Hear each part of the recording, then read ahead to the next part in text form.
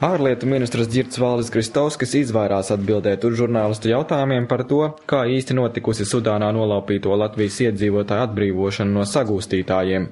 Es nesaprotu, par ko jūs runājat, to jūs droši vien varat uzdot kādam citam, bet diez vai tas ir šīs šodienas sarunas temats. Jo es esmu bijis Saeimā, atbildējis uz jautājumiem arī komisijā, kura noraidīja tos jautājumus, ko uzdeva atsevišķu deputātu grupu. Kā nepamatots un diez vai vajadzētu spekulēt uz šo atsevišķu politisko spēku, politiskās konferences bāzes radītiem jautājumiem. Uz jautājumu, vai ārlietu ministri iepriekš melojas par ķīlnieku atbrīvošanu, jo iespējams Latvijas iedzīvotāji izbēguši paši, Kristovskis atbild.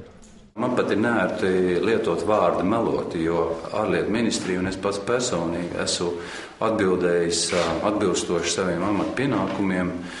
Un, ja jūs gribat garāku sarunu par to, ko nozīmē operācija, tad operācijām ir vairākas fāzes, gan laikā, gan telpā, un līdz ar to tas, kas ir, kā es minēju, tā fāze, kur ir saistīta ar ārlietu ministrijas atbildību, ir veikt visprofesionālākajā līmenī, kāds tas bija iespējams. Savukārt runājot par valsts prezidenta Valda Zatlera vizīti Krievijā, Kristovskim uzklausot žurnālistus ir pirmā dzirdēšana, ka Krievijas puse būtu lūgusi Latvijas ārlietu ministram uz Maskavu nebraukt. Tā ir pirmā dzirdēšana, nekas tāds vismaz līdz manām ausīm nav bijis.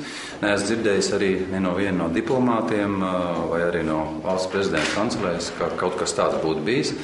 Man nepiedalīšanās bija saistīta ar tradicionālo praksi, ka ārlietu ministrija kopā ar valsts prezidentu divpusējās vizītēs pārstāv valsts sekretārs, ārlietu ministrijas valsts sekretārs. Kristovskis pēc tikšanās ar Zatleru arī atzina, ka valsts prezidenta vizīte kaimiņu valstī liecina, ka Krievijas un Latvijas attiecības uzlabojas, no kā ieguvēji būs abu valstu iedzīvotāji.